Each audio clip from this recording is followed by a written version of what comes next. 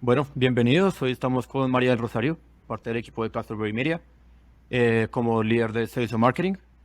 Y nada, María estará respondiendo pues un par de preguntas de lo que todo el mundo se pregunta respecto al mundo de la estrategia de content marketing.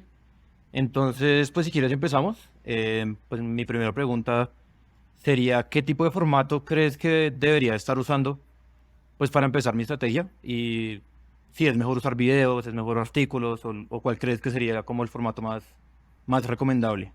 Vale, listo. Bueno, en realidad la respuesta depende mucho de la audiencia a la que nos dirijamos, o sea, prácticamente uno tiene que entender bien cuál es la audiencia para entender qué tipo de formato va a ser el que más va a enganchar a esa audiencia. Entonces, aquí lo recomendable es, en lo posible, hacer un benchmark como muy profundo, un estudio muy profundo, para entender qué tipo de contenido está enganchando a la audiencia y cuál contenido es el que yo necesito, pues para poder llegarle a esas personas a las que me interesa llegarles. Entonces, lo primero pues es tener muy claro o hacer un estudio muy profundo, digamos, de los referentes de contenido para mi audiencia. Y a referentes me refiero, por ejemplo, pueden ser, digamos, instituciones, tanto competidores, por ejemplo, como proveedores o, digamos, simplemente otro tipo de empresas que se dirijan a mi misma audiencia, por decirlo así, y entrar a entender un poquito qué están haciendo ellos, qué tipo de contenido están compartiendo, qué formatos. Y de eso evaluar un poquito como cuáles son esos contenidos que han sido más exitosos, ese tipo de formatos que ha sido más exitoso y entrar a evaluar qué ha tenido más enganche, ¿no? Eso es como un primer insight. Lo segundo es ver muy bien cuál es mi audiencia y entender como qué tipo de contenido consulta, ¿sí? Como cuál es el contenido o el formato que más comparte, que más lee, que más, bueno, que más enganche le genera, ¿sí? Entonces, eso es todo un estudio que se tiene que hacer detrás antes de, pues, definir exactamente qué formato necesito. Otro tema importante y pues que nunca deja de ser relevante es el tema generacional. Pues claramente no es lo mismo llegarle a una audiencia que, digamos, tiene un gran número de personas jóvenes a una audiencia, digamos, como que se basa más en personas mayores, por ejemplo. Entonces, bueno, como todos sabemos, los jóvenes hoy en día se interesan más como por contenidos tipo video, tipo infografía, a diferencia, digamos, de las personas de mayor edad. Y acá, por ejemplo, algo importante es que nosotros internamente en Castleberry, digamos, en la estrategia de contenidos que hacemos inicialmente, analizamos este tipo de cosas, es decir, los referentes de los que les comentaba, em, para entender, bueno, qué tipo de formatos son los exitosos. Y una vez hacemos toda esta investigación, pasamos a crear la estrategia de contenido y según la vertical o digamos como ese clúster de tópicos de contenido que definamos, pasamos como a un entendimiento de qué tipo de formatos son como exactamente los que se le pueden asignar a cada vertical para que pueda ser ese tópico más exitoso, ¿sí? Ese tópico de contenido. Y otro punto importante ahí también es tener en cuenta cuáles son los objetivos de mi estrategia de contenido, ¿sí? Porque no es lo mismo si mi objetivo es tráfico, si mi objetivo es branding, si mi objetivo son leads, varía mucho. Entonces, por ejemplo, si yo quiero, no sé, tener leads, entonces ahí es más, digamos, puede ser un poquito más útil crear contenidos tipo ebooks, tipo white papers, tipo reportes, que son contenidos que me van a servir a mí para, digamos, publicar e intervenir, puede ser con un formulario, para intercambiar, digamos, ese contenido con las personas de manera que lo puedan descargar, pero a cambio de, digamos, de esa descarga, la persona o el usuario también nos puede dejar su información de contacto. ¿Sí? Entonces, pues eso va a ser una estrategia que va pues, a servir más si mi objetivo son leads. Y pues también es recomendable realizar simplemente un ejercicio de prueba y error, o sea, intentar con diferentes formatos de contenido para ver qué me va a funcionar. Entonces, digamos, esa sería como la respuesta a la primera pregunta. Listo, María. Te quería preguntar también por todo el tema de contenidos de artículos y contenidos del blog. ¿Qué crees que debería tener para empezar ese blog y empezar a publicar? ¿Con qué frecuencia crees que debería empezar a publicar en el blog? Hay varios aspectos que se tienen que tener listos antes de lanzar cualquier blog. Entonces, en primera parte está el grupo de cuáles son esos aspectos técnicos, ¿sí? Entonces, en cuanto a aspecto técnico, tengo que evaluar muy bien cómo está mi página en términos de desempeño, ¿sí? Entonces, si la velocidad es buena, si, digamos, mi experiencia de usuario es buena, digamos, todos esos puntos son muy importantes evaluarlos antes de. Nosotros internamente trabajamos, por ejemplo, con una plataforma que se llama PageSpeed Insights, que nos ayuda a entender qué desempeño tiene la página. Y si, digamos, nos está fallando en algunas cosas, pues nos dice exactamente en qué está fallando y cómo se puede corregir. Bueno, eso sí, un primer punto. El segundo punto es como efectivamente lo visual, el diseño y pues también como la experiencia del usuario en la página, ¿no? Que todo funcione, que sea agradable, que sea fácil. Y lo otro es también tener como una estructura muy definida, muy amigable y que tengamos también como call to actions que efectivamente vayan a apoyar todo el tema digamos, pues como la lectura y posterior, un call to action que ayude como en todo ese proceso de conversión al usuario. Comprobar que no haya enlaces rotos, eso es muy importante. Implementar un sitemap y en últimas también tener integrado pues todas las plataformas como Google Analytics o cualquier otra plataforma que permita evaluar el desempeño que van a tener los contenidos y pues tener como ese punto de medición que es muy importante. Eso en cuanto a aspectos técnicos. Ahora, si son aspectos estratégicos, bueno, en primer lugar, pues tener un plan de marketing de contenidos pues muy bien montado, entonces tener la estrategia muy clara, tener muy claro la audiencia para generar contenidos que sean de verdadero valor para la audiencia a la que me dirijo. Digamos, tener muy claro también cuál va a ser mi plan de distribución y cuál va a ser mi programación de publicación, ¿no? Porque eso también es muy importante tenerlo en cuenta. Entonces, esos puntos, pues tenerlos muy, muy claros. Otro punto, tener muy claras las plataformas con las que voy a distribuir también como mi contenido, ¿sí? Es como todo ese que se tiene que tener listo y tener también muy estructurado mentalmente antes de lanzar o antes de montar mi blog. Por ejemplo, si yo voy a apalancar mi contenido con plataformas de distribución o con redes sociales, entre otros puntos, entonces eso tenerlo súper, súper claro. Y el último punto es que es muy recomendable antes de lanzar el blog, pues digamos, no lanzarlo totalmente vacío, ¿sí? Entonces nosotros tenemos algo que se llama unos contenidos de siembra, que lo que recomendamos es tener como unos contenidos preparados antes de que se lance el blog, de manera que cuando vaya a empezar a llegar tráfico, pues las personas encuentren algo que leer y encuentren de una vez una información útil y no lleguen a algo completamente vacío y se vayan. Entonces, generalmente recomendamos que esos contenidos de siembra sean por lo menos 10 contenidos que tengan pues digamos, las marcas o las empresas en su blog antes de lanzar el contenido. ¿Listo? Entonces, eso es como con respecto a qué tengo que tener listo antes de lanzar mi blog. Ahora, digamos, la frecuencia que también me preguntabas. En cuanto a la frecuencia de publicación, bueno, digamos como que lo que se recomienda generalmente es que por lo menos sea una vez por semana que se publique un contenido. Pero en realidad lo importante es que sea como la publicación sea constante, continua, haya como una disciplina, precisamente para mantener activo el blog, que haya un flujo de audiencia como constante que esté viniendo, que efectivamente se esté creando una comunidad alrededor del blog, porque si no, pues va a ser un poquito perdido como el trabajo, ¿no? Pero digamos, hay unos puntos que, digamos, pueden variar o pueden influir en esa frecuencia de publicación, ¿sí? Entonces, en primer lugar, es como el tipo de formato, porque digamos, si yo estoy haciendo unos formatos que son muy robustos, o sea, si estoy haciendo artículos extensos, si estoy haciendo ebooks, si estoy haciendo white papers, a diferencia de si estoy haciendo artículos cortos o micropiezas, pues eso me va a afectar mucho mi frecuencia, porque claramente los primeros me toman mucho más tiempo en todo el desarrollo, los filtros que se tienen que pasar, la investigación. A los otros, que por más de que requieran también una investigación o pues cualquier otra cosa, se pueden hacer de una manera más veloz y eso me va a apoyar como todo el tema de frecuencia de publicación, ¿no? Lo otro son recursos, ¿sí? ¿Qué tantos recursos tengo para asignar a, digamos, a mis contenidos? Porque si, digamos, tengo unos recursos limitados, pues, digamos, a lo mejor no voy a poder generar tanto contenido constante y mi publicación no va a ser tan frecuente. También cómo está mi equipo, entonces digamos, los contenidos los estoy haciendo con mi equipo interno o estoy tercerizando el servicio, digamos, todo eso afecta a la hora de cuánto contenido puedo generar y qué tan seguido puedo publicar, ¿no? Ese es otro punto. La audiencia, entonces, por ejemplo, si tengo una audiencia a la que tengo que enganchar día a día, a la que tengo que, digamos, estar muy presente en sus vidas con un contenido de información útil, pues es muy diferente a una audiencia que lee un contenido de manera esporádica, ¿sí? Entonces ahí también hay que tener eso en cuenta, porque digamos, no sé, para una audiencia particular, por ejemplo, de jóvenes, a lo mejor uno tiene que estar más presente en el día a día, les gusta recibir información útil en el día a día. Bueno, no creo que ese punto sea tan generacional, pero digamos, sí varía mucho el tipo de audiencia y como la frecuencia que se les tiene que llegar.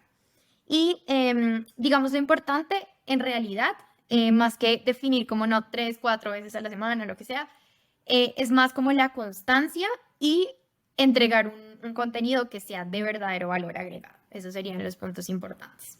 Listo, entonces que ya conocemos la estrategia pues de contenidos, ya conocemos la frecuencia, em, pues ya conociendo todo esto y ya tengo mi blog, ¿debería tener el blog separado de la página web?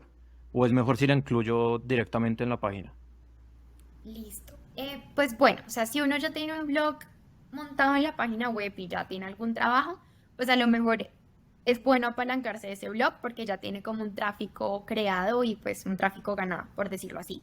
Y ahí pues también algo muy importante que pues de pronto muchas marcas olvidan y se puede considerar y creo que puede ser relevante es considerar también poner ese contenido en el homepage, ¿sí? Para que digamos, jalar todas esas personas que entran y visitan la página, jalarlas también como a la parte del contenido. Pero para responder puntualmente a la pregunta, creo que es más fácil si uno analiza el punto como desde las ventajas y desventajas que puede tener un site independiente, ¿sí? Entonces, como ventajas de un site independiente, lo primero es que em, pues es un espacio dedicado meramente al blog, ¿sí? Entonces, en términos de experiencia para el usuario puede ser mucho más agradable porque puede ser de más fácil navegación, los usuarios pueden encontrarlo de forma más fácil, consumirlo más fácil, digamos, tener una mejor interacción como con la página que está meramente dedicada al contenido. Entonces, digamos, esa parte como de experiencia del usuario y al ser un espacio dedicado, pues puede ser un punto a favor del site independiente, ¿sí? Segundo punto, digamos, se siente menos promocional, porque al no estar como vinculado como directamente con la marca en la página, entonces la gente lo puede percibir como menos promocional, como menos forzada a la venta y normalmente lo que esto genera es que la gente tenga como mayor disposición a leer el contenido y lo lea como con menor reserva.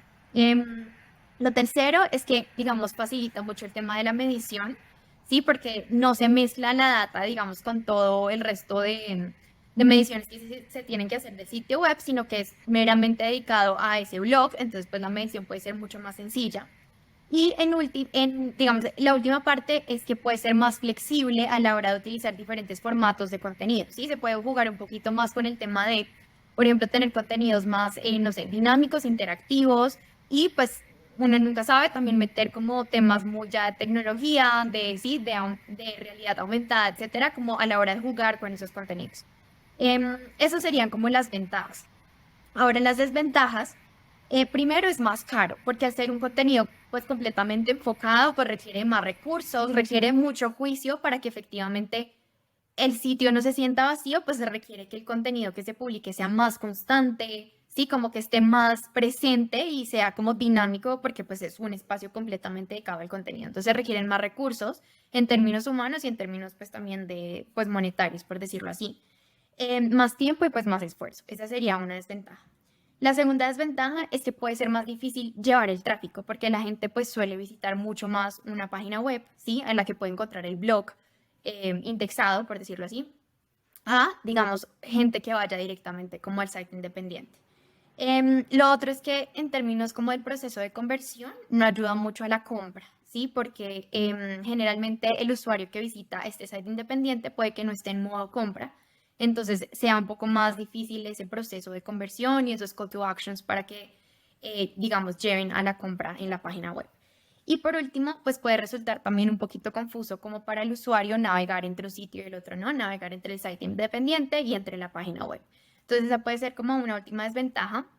Acá lo recomendable es que, pues lo que vemos es que si se decide tener un site independiente requiere de mucho juicio, de más recursos, de más constancia. Entonces, pues si la empresa tiene como esa pues, factibilidad como para dedicarse completamente a sacar eso adelante, pues digamos es una alternativa. Lo recomendable es que generalmente se empiece por el blog en la página web y ya cuando se estandarice el proceso, digamos, se ordene como todo el proceso de creación de contenido, etcétera, ahí sí se pueda como considerar, pues digamos, tener un site independiente, ¿no? Para que sea un site que verdaderamente funcione.